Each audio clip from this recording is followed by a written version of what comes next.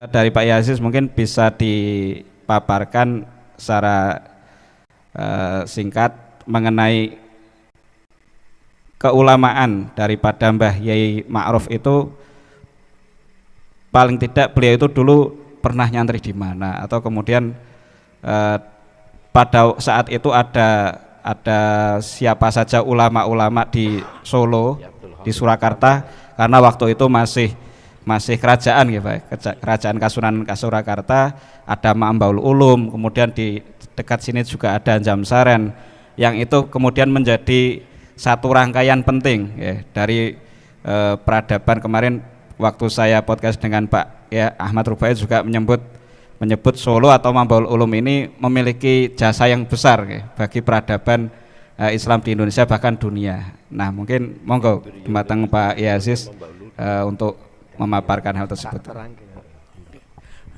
Terima kasih Mas Aji. Jadi Mbah Kiai Ma'ruf yang saya kenal, yang saya ketahui cerita bapak saya dulu di Surakarta. Monggo kalian. Di Surakarta itu ada tradisi, ini tahun 57, 58 sampai 60-an. Itu ada tradisi debat masalah khilafiyah. Debat masalah khilafiyah karena waktu itu memang lagi hangat-hangatnya Wahabi ya. Tahun berapa ya, Yus? 57, 58. Ya. Sekitar itu. Ya. Itu ada tradisi, kalau sekarang kan debat capres, debat. Ya. Kalau dulu debat masalah khilafiyah. Ya. Kemudian yang dari NU yang terkenal dulu yang diajukan cuma anak-anaknya, Ibnu. Ya. Jadi tidak perlu dari bapaknya dari Suriah, cukup anak-anaknya yaitu Ibnu. Ibnu waktu itu ketuanya Pak Kiai Nuril Huda yang sekarang masih sugeng ini. Tinggal di Bekasi, Jakarta. Kemudian Pak Kiai Ma'mun Murai, dan bapak saya. Wah itu kalau itu sering dapat undangan debat, cah telu cah cilik-cilik, ya enggak cilik banget, pokoknya sudah mahasiswa menghadapi tokoh-tokoh Islam di Surakarta. Sering itu oleh Mbah Kiai Ma'ruf sebelum maju debat digembleng dulu. Wah inilah kehebatan Mbah Kiai Ma'ruf. Jadi dulu belum ada kitab seperti 40 masalah agama, kitabnya belum ada. Jadi betul-betul digali sendiri oleh Mbah Kiai Ma'ruf. Dalil-dalilnya dicarikan dan seterusnya. Wah, sehingga karena sudah dibekali oleh Mbah Kiai Ma'ruf, kalau debat selalu menang. Ya, dalil-dalilnya Mbah Kiai Ma'ruf itu kalau sekarang ya mirip dengan Mbah Marzuki Mustamar lah. Bukhari hadis sekian, Bukhari ya, itu hafal. Itu ya Mbah Kiai Ma'ruf dulu sudah gitu.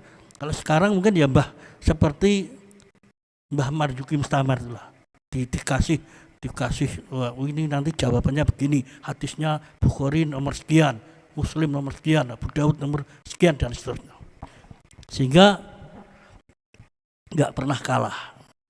Itu Ibnu, padahal baru Ibnu itu. Tapi gara-gara digembleng oleh Mbah Ma'ruf yang ahli fikih, sehingga akhirnya meskipun masih Ibnu tapi sudah bisa membawa nama besar Nahdlatul Ulama. Ini bukti bahwa Mbah Kiai Ma'ruf itu ulama ahli fikih. Jadi ahli hadis sekaligus ahli fikih. Juga ahli tasawuf. Terbukti beliau menjadi mursyid Thariqah Syadziliyah. Dan juga ternyata juga ulama ahli hikmah ya, seperti yang disampaikan oleh cucu beliau tadi Mas Jami tadi. Jadi itu lengkap, itu termasuk langka. Padahal untuk jadi ulama ahli hadis saja, wah itu kan ya berat ya, perlu menguasai berbagai kitab ya. Kitab Bukhari, Muslim, Abu Dawud, Nasai dan seterusnya. dan syarahnya juga. Padahal Bukhari itu syarahnya banyak sekali. Belum apa itu Fathul Bari, Irsyadus Syari dan seterusnya. Wah itu caranya belajar piye kok jadi ulama.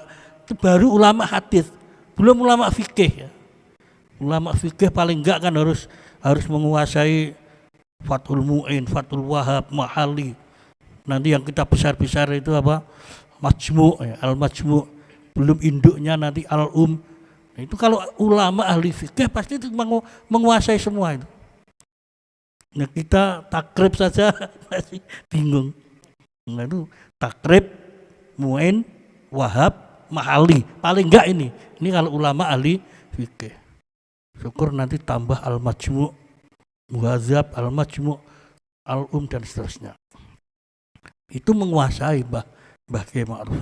Kalau enggak menguasai enggak mungkin bisa ngarang apa perdebatan. Entah itu ditulis apa enggak saya enggak tahu. Al-Ijab ya. Jadi itu ilmu tentang apa masalah khilafiyah itu. Dalil-dalil masalah khilafiyah. Sebelum ada 40 masalah agama dan seterusnya. Itu lah kenapa beliau bisa sealim itu? Kemungkinan karena beliau itu sejak kecil memang sudah dididik oleh bapaknya yaitu Simbah Kiai Abdul Mu'id Tempursari. Jadi Kiai Abdul Mu'id Tempursari itu pengasuh pondok di Tempursari sehingga Mbah Kiai Ma'ruf sejak kecil sudah dididik ilmu-ilmu di pondok pesantren seperti Junumiyah, Umriti, Alfiyah. Sejak kecil sudah khatam Alfiyah Ibnu Maliknya. Takrib, Fathul Mu'in. Kecil sudah menguasai itu karena memang punya pondok ya bapaknya. Dan zaman dulu itu memang ada tradisi di berbagai daerah. Tapi kalau di Tempursari saya nggak tahu. Tapi kalau di Popongan punya Mbah Giri Mulyo ya, Mbah Hadi. Itu ada tradisi kalau mau tetaan tuh harus hafal Alfiyah. Nah, ya. Belum ditetai kalau belum hafal Alfiyah. Itu dulu tradisi. Nah dulu kan kalau tetaan kan ya umur 15, umur 14 itu sudah agak besar.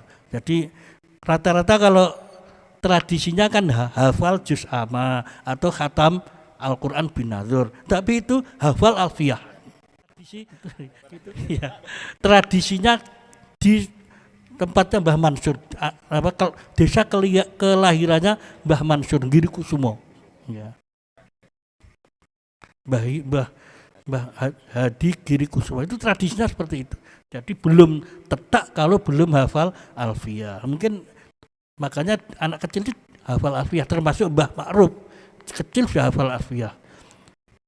Setelah lulus dari pesantren Tempursari, kemudian melanjutkan ke Mambaul Ulum. Makanya kalau Mambaul Ulum itu kalau sekarang ya jurusan syariah, ahli fikih dan ahli hadis, ahli mustalah hadis, takhrijul hadis dan seterusnya itu menguasai. Makanya Mbah Kiai Ma'ruf itu baru 17 tahun sudah lulus Mambaul Ulum. Tapi kan betapa jeniusnya beliau itu. Mungkin beliau sekolah itu umur 15 sudah tamat dari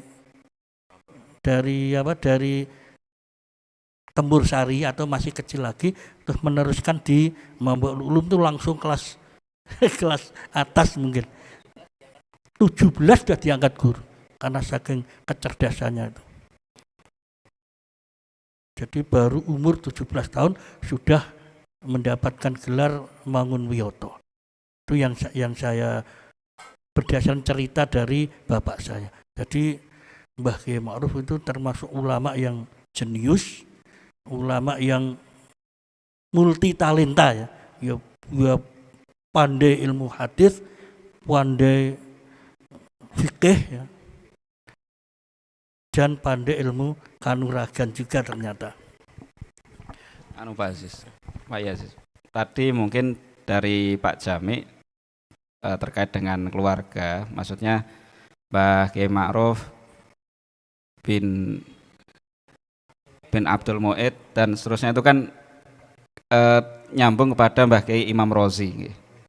Nah mungkin Pak Kiai Aziz mungkin di catatan ini juga menyebutkan tentang Kiai Imam Rozi Tempur Sari ini Klaten, Klaten itu mungkin bisa dipaparkan secara singkat siapa itu Simbah Kiai Imam Rozi, atau mungkin orang bergelarnya atau menyebutnya Singomanjat. Monggo. Kalau Mbah Kiai Imam Rozi itu ulama, termasuk ulama muda juga ulama yang jenius, ulama yang sudah sejak muda sudah dikenal luas sehingga terdengar di kalangan keraton, sehingga keraton mendengar kealiman Mbah Kiai Imam Rozi itu. Nah, ketika terjadi perang di Ponegoro, karena melihat sudah dari kalangan keraton sudah mendengar tentang kehebatan, tentang kealiman Kiai Imam Rozi. Ya, kalau Kiai Imam Rozi itu di samping ulama ahli fikih juga ulama ahli hikmah, ahli pencak silat, ahli kanuragan ya. Sehingga beliau ditarik ke keraton dijadikan Panglima Pangeran Diponegoro. Dan karena melihat ya para tentara itu banyak yang melihat kehebatan Kiai Imam Rozi, Kiai Imam Rozi diberi gelar Singomanjat. Seperti singa. Kalau perang biasanya kalau di padang pasir di Mekah itu kan singa padang pasir itu ya. Di Jawa anunya Singomanjat. Singomanjat itu karena ketangkasannya seperti singa. Nek manjat itu menek itu ya, mungkin menerkam seperti singa yang menerkam. Mungkin begitu yang dimaksud. Itu karena saking hebatnya Kiai Mbah Imam Rozi itu. Kemudian setelah perang Diponegoro berakhir, karena jasa-jasa beliau, Mbah Kiai Imam Rozi diberi tanah perdikan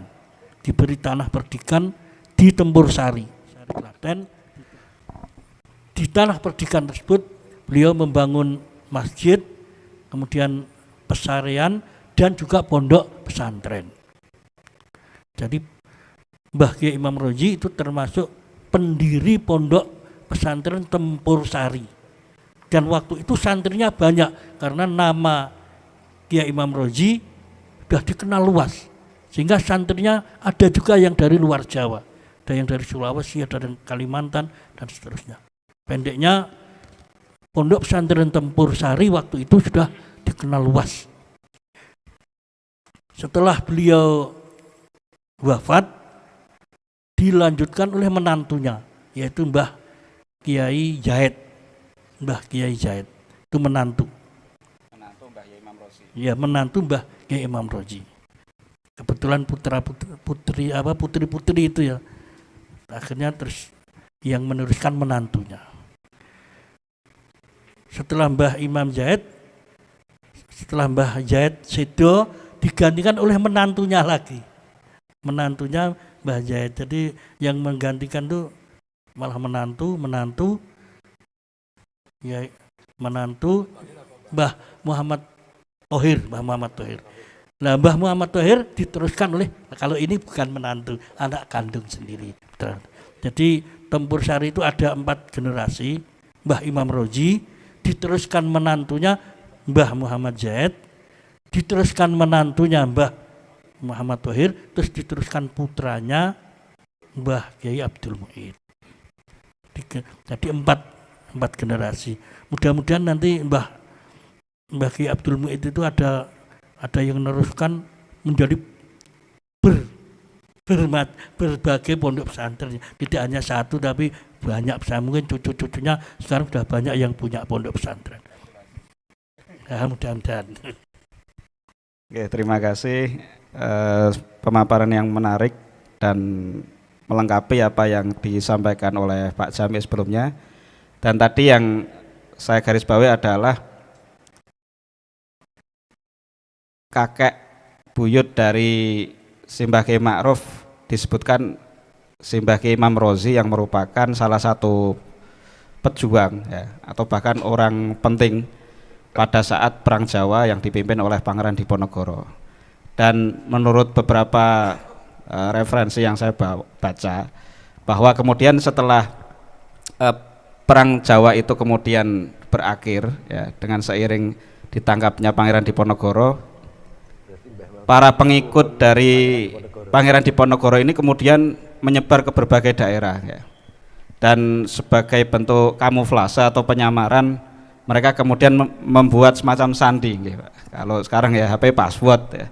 Sandinya ya, pohon sawo yang ditanam di masjid atau di kediaman mereka, musola atau masjid di tempat baru mereka.